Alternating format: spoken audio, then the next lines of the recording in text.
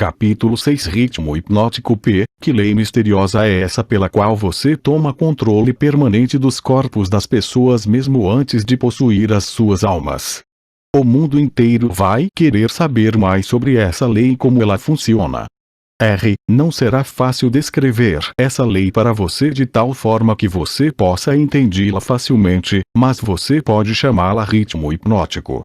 É a mesma lei pela qual as pessoas podem ser hipnotizadas. Então você possui o poder de usar as leis da natureza como uma teia na qual você mantém as suas vítimas em eterno controle, é isso que afirma. Isso não é somente o que eu afirmo. Isso é a verdade. Assumo o controle de suas mentes e seus corpos, mesmo antes de eles morrerem, sempre que consigo atraí-los ou assustá-los por meio do ritmo hipnótico. O que é o ritmo hipnótico? Como você o utiliza para ganhar a maestria permanente sobre os seres humanos? Terei que voltar no tempo e no espaço e dar a você uma breve descrição elementar de como a natureza usa o ritmo hipnótico. De outra forma, você não será capaz de entender a minha descrição de como uso essa lei universal para controlar seres humanos. Vá em frente, mas mantenha a sua história focada em conceitos simples, os quais eu consiga, através de minha própria experiência e conhecimento, aplicar as leis naturais conhecidas. Muito bem, farei o meu melhor.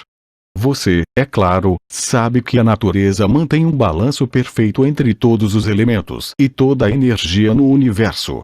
Você pode ver que as estrelas e os planetas se movem com uma precisão perfeita, cada qual respeitando seu próprio lugar no tempo e no espaço. Você pode ver que as estações do ano vêm e vão como uma regularidade perfeita. Tire suas próprias conclusões, considerando que o carvalho deriva da noz e o pinheiro cresce baseado na semente de seu ancestral. Uma noz nunca produzirá um pinheiro e um pinhão nunca produzirá um carvalho. Essas são coisas simples que qualquer pessoa consegue entender.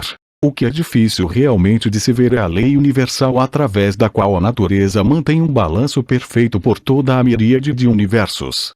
Vocês, humanos, tiveram consciência de uma fração dessa grande e imutável lei universal quando Newton descobriu que ela mantém a Terra na sua posição exata e faz com que todos os objetos materiais sejam atraídos para o centro da mesma. Ele chamou isso de lei da gravidade. Mas ele não foi longe o suficiente com o estudo dessa lei. Se ele tivesse ido mais longe, teria descoberto que a mesma lei que mantém a Terra na sua posição e ajuda a natureza a manter um balanço perfeito nas 4 dimensões conhecidas, na qual toda a matéria e energia estão contidas, é a rede pela qual eu amarro e controlo as mentes dos seres humanos. Me conte mais sobre essa surpreendente lei do ritmo hipnótico. Conforme já afirmei, há uma forma universal de energia com a qual a natureza mantém um equilíbrio perfeito entre toda a energia e a matéria contida neste universo. Na verdade, a natureza faz uso de maneira muito especializada dessa forma especial de energia, quebrando-a em diferentes comprimentos de onda. O processo de quebrar os comprimentos de onda é feito através do hábito. Você entenderá melhor o que eu estou tentando dizer se eu fizer uma comparação direta com um método pelo qual alguém aprende a tocar algum tipo de instrumento musical. Primeiro, as notas musicais devem ser memorizadas na mente. Feito isso, elas relacionam-se umas com as outras através da melodia e do ritmo. Pelo efeito da repetição, a melodia e o ritmo fixam-se em nossas mentes. Observe atentamente como um músico deve repetir incessantemente uma música antes de ele ter domínio sobre ela. Através da repetição, as notas musicais misturam-se e então você tem música. Qualquer impulso de pensamento que a mente repita mais de uma vez através do hábito acaba formando um ritmo organizado. Hábitos indesejáveis podem ser quebrados. Eles devem ser quebrados antes de assumir as proporções de tal forma que possam ser considerados um ritmo. Você está conseguindo me acompanhar? Sim. Bem, para continuar, o ritmo é o último estágio do hábito.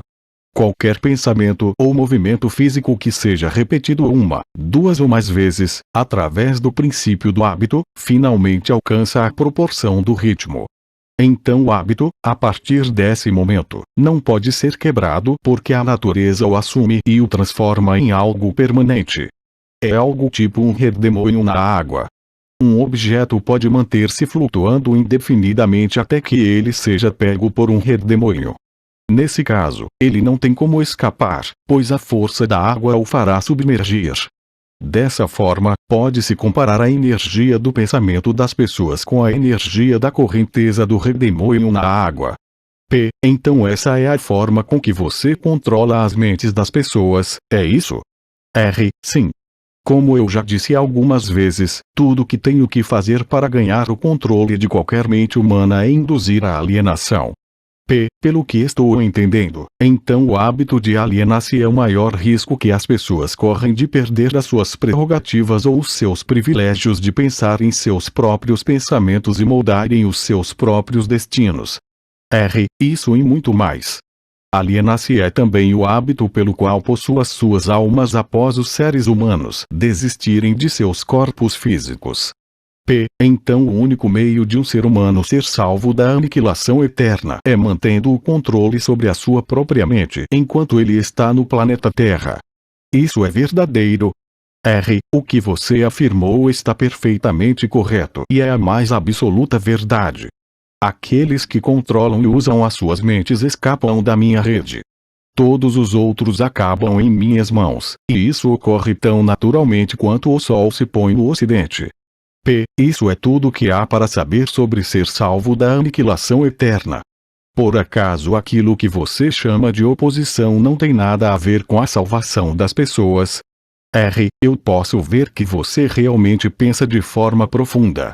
A minha oposição, essa força que vocês humanos chamam de Deus, tem tudo a ver com a salvação das pessoas da aniquilação eterna. E é justamente por essa razão que é a minha oposição que fornece a cada ser humano o privilégio divino de poder usar a sua própria mente. Se você usar essa força para manter controle sobre a sua própria mente, você acaba se tornando uma parte dela, no momento em que você deixar o corpo físico. Se você por acaso negligenciar o uso da sua mente, aí então eu entro e assumo o privilégio de tomar essa negligência através da lei do ritmo hipnótico. O quanto de uma pessoa você toma conta quando você a possui? Tudo que sobra depois que ela deixa de controlar e usar a sua própria mente. Em outras palavras, quando você ganha o controle de uma pessoa, você toma conta de toda a sua individualidade até o momento em que ela deixa de usar a própria mente. Isso está correto. Essa é a forma com que trabalho. O que você faz com as pessoas que você controla antes da morte? O que de útil essas pessoas fazem para você enquanto elas vivem? Eu as uso ou uso o que sobrou delas e, depois que tomo conta de sua mente, essas pessoas tornam-se propagandistas e me ajudam a preparar as mentes de outras pessoas para que entrem no hábito da alienação. Você não apenas engana as pessoas destruindo seus poderes para controlar as suas próprias mentes, mas as usa para ajudá-lo no trabalho de emboscar outras? Sim, não deixo passar nenhuma oportunidade. Vamos voltar para o assunto do ritmo hipnótico. Conte-me mais de como essa lei funciona. Mostre-me como você usa indivíduos para ajudar a ganhar o controle sobre outros. Quero saber algo de tal forma que você me mostre a maneira mais efetiva com que você usa o ritmo hipnótico. Isso é fácil. A coisa que eu mais gosto, na verdade, é preencher as mentes das pessoas com medo.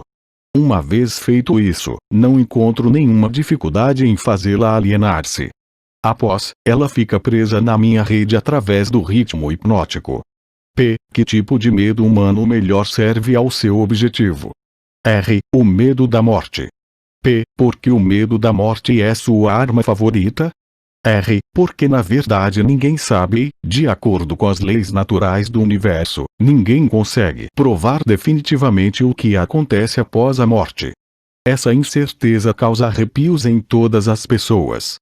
As pessoas que se deixam tomar conta pelo medo, qualquer tipo de medo, recusam-se a usar as suas mentes e começam, nesse momento, a alienar-se. Eventualmente, elas alienam-se no redemoinho do ritmo hipnótico do qual poderão nunca escapar. Então você não se preocupa com o que os líderes religiosos pensam ou falam de você quando eles falam da morte. Não, contanto que eles digam alguma coisa. Se as igrejas parassem de falar sobre mim, a minha causa sofreria um grande revés. Todo ataque feito contra mim, na verdade, aumenta o medo nas mentes de todas as pessoas que são influenciadas por esses líderes. Como você pode ver, a oposição é a coisa que mantém algumas pessoas longe da alienação. Considerando-se que essas pessoas não se deixam dominar pelo medo que provém deles. Você afirma que as igrejas ajudam na sua causa em vez de ajudar as pessoas. Diga-me, o que então o deixa preocupado? A minha única preocupação é que algum dia um real pensador possa aparecer na Terra. O que aconteceria se um pensador aparecesse na Terra? Você me pergunta o que aconteceria. Vou contar-lhe o que aconteceria. As pessoas aprenderiam a maior de todas as verdades, que o tempo que elas passam temendo alguma coisa, se fosse revertido em fé, daria a elas tudo o que elas gostariam de ter do mundo material e também as salvariam de mim, após a sua morte física. Você não acha que isso é algo que vale a pena pensar? Qual o principal obstáculo para aparecer um pensador no mundo? Medo da crítica. Talvez possa interessar a você de que o medo da crítica é a única arma eficaz que tenho para lutar contra você. Se você não tivesse medo de publicar essa confissão, após arrancá-la de mim, eu certamente perderia o meu reino na terra.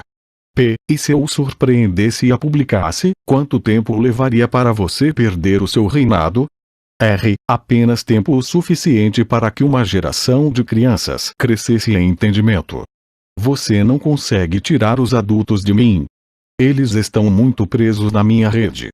Mas se você publicasse essa confissão, já seria o suficiente para manter-me longe do controle daqueles que ainda não nasceram e também daqueles que ainda não alcançaram a idade da razão.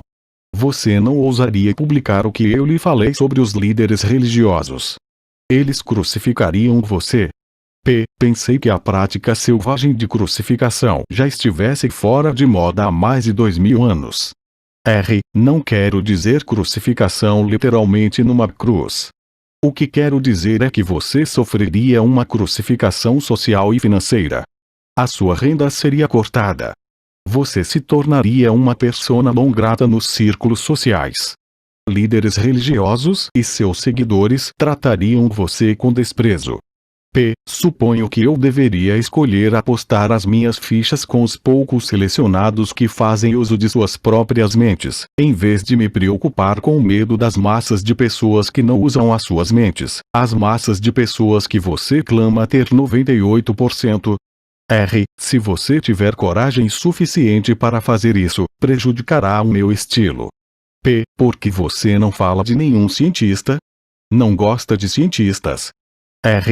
Sim, eu gosto de todas as pessoas e muito, mas os verdadeiros cientistas estão fora do meu alcance. Por quê? Porque eles pensam por si mesmos e gastam o seu tempo estudando as leis naturais. Eles lidam com fenômenos de causa e efeito, com fatos onde quer que os achem. Mas não cometa o erro de acreditar que cientistas não têm religião. Eles têm uma religião muito bem definida. Qual é a religião deles? A religião da verdade.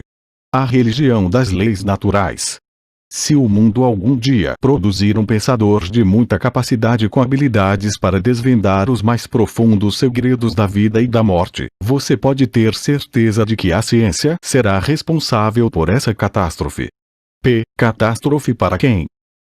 Para mim, é claro. Vamos voltar ao assunto do ritmo hipnótico, eu quero saber mais sobre ele. Ele tem alguma coisa a ver com o princípio pelo qual as pessoas podem hipnotizar umas às outras?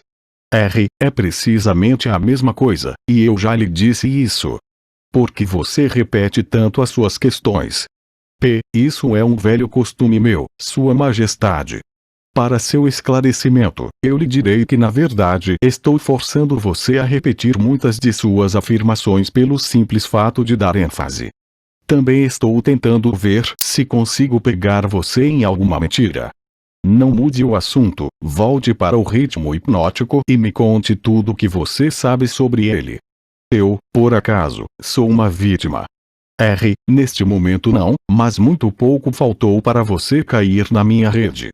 Você se alienou através do redemoinho do ritmo hipnótico, até o momento em que você descobriu como me forçar a fazer essa confissão. Aí, nesse momento, perdi o controle sobre você. Que interessante. Você não está tentando me recapturar através da bajulação, está? Essa seria a melhor propina que eu poderia oferecer a você. É exatamente o tipo de suborno que usei em você efetivamente antes de você conseguir ser mais esperto do que eu. Com o que exatamente você me seduziu? Com muitas coisas, sendo as principais o sexo e o desejo por autoexpressão. Que efeito as suas propinas tiveram sobre mim? Elas fizeram com que você negligenciasse o seu principal objetivo na vida e fizeram com que você começasse a se alienar. Isso foi tudo o que você fez para mim com seus subornos. Isso já é muito. Mas já estou de volta no caminho e fora do seu alcance agora, não estou? Sim, você está temporariamente fora do meu alcance, porque você não está alienado. O que quebrou o seu feitiço sobre mim e me libertou do hábito da alienação? A minha resposta poderá humilhar você. Você quer ouvi-la? Vá em frente e fale, Sua Majestade. Eu desejo aprender tudo quanto possa aguentar sobre a verdade. Quando você encontrou um grande amor na mulher da sua escolha, eu perdi o meu controle sobre você. Então você vai me acusar de estar me escondendo atrás das saias de uma mulher, é isso? Não, na verdade não se escondendo. Eu não colocaria dessa forma. Diria que você aprendeu como aproveitar-se positivamente da mente de uma mulher de alto nível. A saia da mulher então não tem nada a ver com isso. Não, mas o seu cérebro sim. Quando você e a sua esposa começaram a combinar os seus dois cérebros através do hábito do Mastermind de todos os dias, você se deparou com o poder secreto do qual você me forçou a realizar essa confissão. Isso é verdade ou você está tentando me bajular de novo? Eu poderia bajulá-lo e seduzi-lo se eu estivesse sozinho com você, mas não consigo enquanto você estiver fazendo uso da sua mente e da sua mulher de forma combinada. Estou começando a entender algo importante. Estou começando a entender o que queria dizer aquela passagem da Bíblia que dizia de forma enfática: quando dois ou mais reunirem-se e pedirem por qualquer coisa em meu nome, lhe será concedido. É verdade, então, que duas mentes são melhores do que uma. Não somente é verdade, mas é necessário antes que alguém consiga continuamente contatar a grande central de inteligência infinita que conhece tudo o que é, o que foi, e o que será. Existe essa central de inteligência infinita. Se não existisse, você não estaria neste momento me humilhando, obrigando-me a confessar meus principais segredos. Não é perigoso dar esse tipo de informação para o mundo? Claro, é muito perigoso para mim. Se eu fosse você, não entregaria esse tipo de informação. Vamos voltar agora para a técnica através da qual você faz com que suas vítimas caiam no hábito da alienação. Qual o primeiro passo que um alienado deve dar para quebrar esse hábito tão diabólico? Um desejo ardente de quebrá-lo. Você com certeza sabe que ninguém pode ser hipnotizado por outra pessoa sem estar consciente e apto a ser hipnotizado. Essa consciência pode assumir a forma de indiferença em relação à vida, geralmente por falta de ambição, medo, falta de definição de um propósito definido e muitas outras formas. A natureza não precisa do consentimento de ninguém para fazer uma pessoa cair sob o feitiço do ritmo hipnótico. Tudo o que ela precisa é achar essa pessoa desprevenida, através de qualquer forma que ela negligencie de usar a sua própria mente. Lembre-se disto. O que quer que você tenha, ou você usa ou você perde. Todas as tentativas bem-sucedidas de quebrar o hábito da alienação devem ser feitas antes que a natureza a transforme em um hábito permanente através do ritmo hipnótico. Pelo que estou entendendo, o ritmo hipnótico é uma lei natural através da qual a natureza fixa a vibração de todos os ambientes. Isso é verdade? Sim, a natureza usa o ritmo hipnótico para fazer os pensamentos dominantes de uma pessoa e os seus hábitos de pensamento se tornarem permanentes. É por isso que a pobreza é uma doença. A natureza a faz dessa forma, fixando permanentemente os hábitos de pensamento de todos os que aceitam a pobreza como uma circunstância inevitável. Através dessa mesma lei do ritmo hipnótico, a natureza também fixará permanentemente pensamentos positivos de riqueza e prosperidade. Talvez você entenda melhor a forma com que o ritmo hipnótico trabalha se eu lhe disser que a sua natureza é fixar permanentemente todos os hábitos, sejam eles mentais ou físicos. Se a sua mente teme a pobreza, a sua mente atrairá a pobreza. Se a sua mente deseja riqueza e espera por ela, a sua mente atrairá os equivalentes físicos e financeiros da riqueza. Isso está em concordância com uma lei imutável da natureza. O escritor daquela frase na Bíblia "o que quer que um homem plante, ele colherá" tinha em mente essa lei da natureza. Ele não poderia ter nada, além disso, em sua mente. A afirmação é verdadeira. Você pode ver evidências dessa verdade em todas as relações humanas. É por isso que o homem que forma o hábito de alienar-se através da vida deve aceitar o que quer que chegue às suas mãos. Isso está correto. Isso está absolutamente correto. A vida paga ao alienado pelo seu próprio preço, em seus próprios termos. O não alienado faz a vida pagar nos seus termos. Por acaso a questão da moral não entra no que se consegue da vida? Para falar a verdade, a única razão em que entra a moral é que ela tem uma influência direta nos pensamentos de uma pessoa. Ninguém consegue o que quer da vida meramente sendo bom, se é o que você está querendo saber. Não, acho que não. Entendo o que você quer dizer. Estamos todos onde estamos e somos o que somos pelos nossos feitos. Não exatamente. Você está onde está e você é o que é por causa de seus pensamentos e de suas ações. Então, isso que chamam de sorte não existe, é isso? Enfaticamente, não. As circunstâncias que as pessoas não entendem são classificadas sob o título de sorte. Por trás de toda a realidade existe uma causa. Muitas vezes, a causa está tão longe do efeito que a circunstância pode ser explicada somente atribuindo-se à sorte. A natureza não reconhece tal lei como sorte. É uma hipótese feita pelo homem, com a qual ele explica as coisas que ele não entende. Os termos sorte e milagre são irmãos gêmeos. Nenhum dos dois possui uma existência real, exceto na imaginação das pessoas.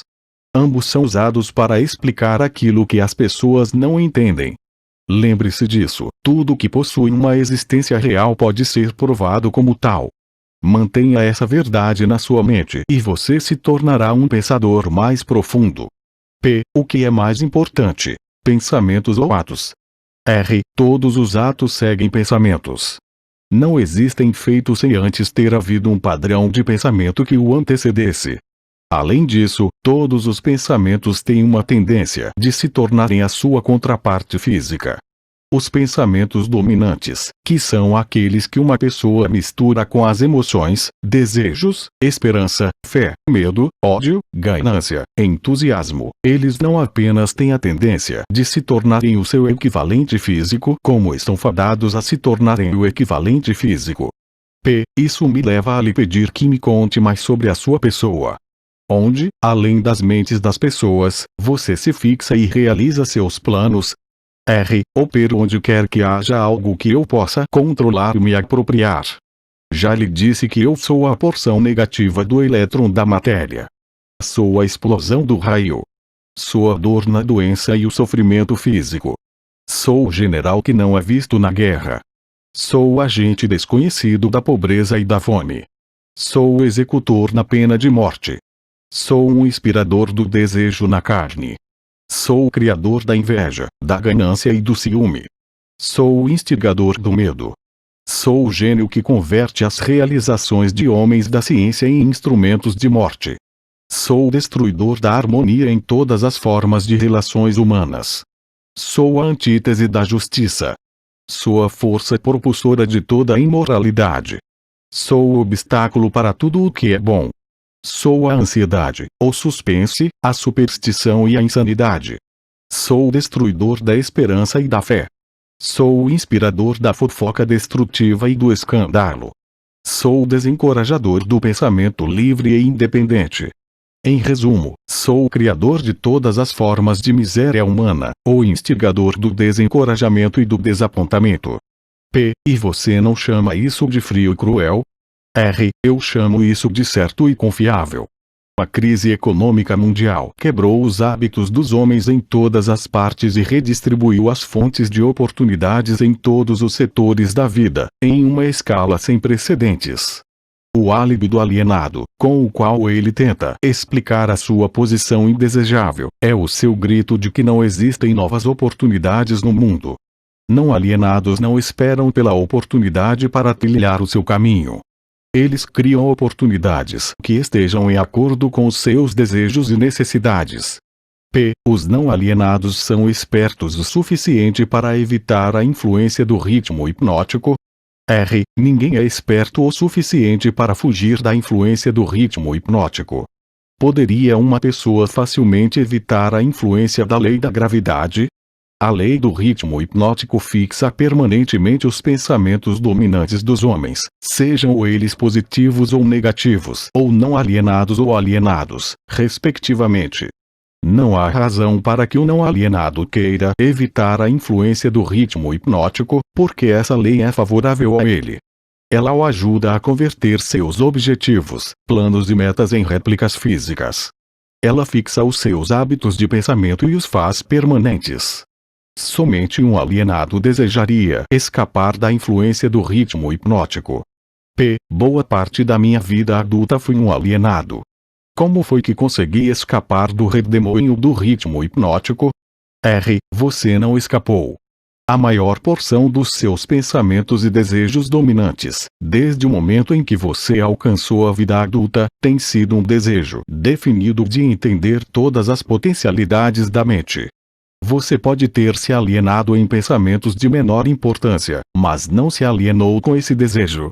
Devido ao fato de não ter se alienado, você agora está gravando um documento que lhe dará exatamente o que os seus pensamentos dominantes desejavam da vida. P. Porque a sua oposição não usa o ritmo hipnótico para fazer com que pensamentos positivos e causas nobres tornem-se permanentes. Porque a sua oposição permite que você use essa força estupenda como um meio de enredar as pessoas em uma rede diabólica gerada pelos seus próprios pensamentos e ações. Porque a sua oposição não vence você blindando as pessoas com pensamentos que construam e as eleve acima da sua influência. R. A lei do ritmo hipnótico está disponível para todos que queiram fazer uso dela. Faço uso dela de forma mais efetiva do que a minha oposição, porque ofereço às pessoas subornos mais atrativos, a fim de que elas pensem os meus tipos de pensamentos e realizem os meus tipos de ações. P. Em outras palavras, você controla as pessoas, fazendo com que pensamentos negativos e ações destrutivas sejam prazerosos para elas. Isso está correto. R. Essa é a ideia. Exatamente.